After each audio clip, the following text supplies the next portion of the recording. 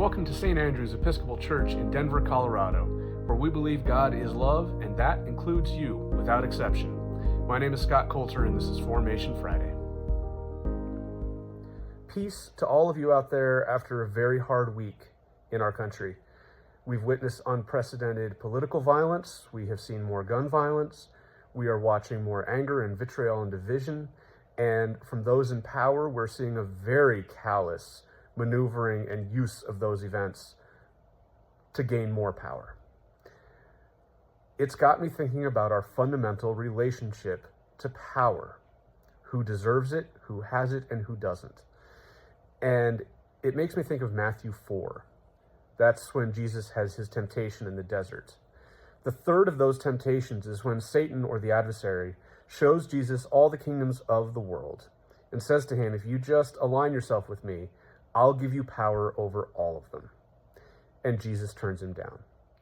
I remember thinking once, well, why doesn't Jesus just take him up on it? Why doesn't Jesus say, sure, Satan, give me all the kingdoms, and then take him, and then immediately turn around, boot Satan out, and have his power over all the earth? Why doesn't Jesus just do that?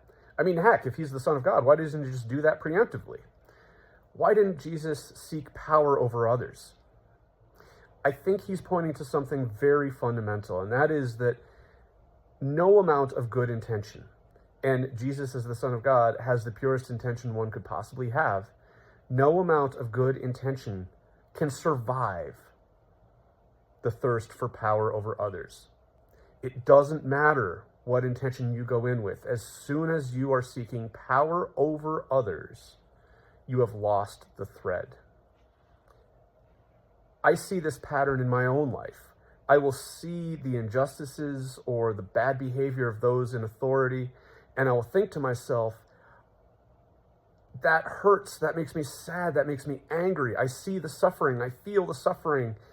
Why are they doing this? If only I had the power, if only I had power over them, if only I could kick them out of those seats of power, I would do it better. We would do it better. We would be kinder. We would be more just. We would be more merciful if we could just kick them out. But every time I entertain that, it leads me down the path of hate, division, anger, and unskillful behaviors that inevitably cause nothing but harm for myself and for those around me. The kingdom of heaven will come about through invitation, not coercion. That is the fundamental lesson that Jesus is trying to show us. Until next time, walk in love as Christ loved us. Amen.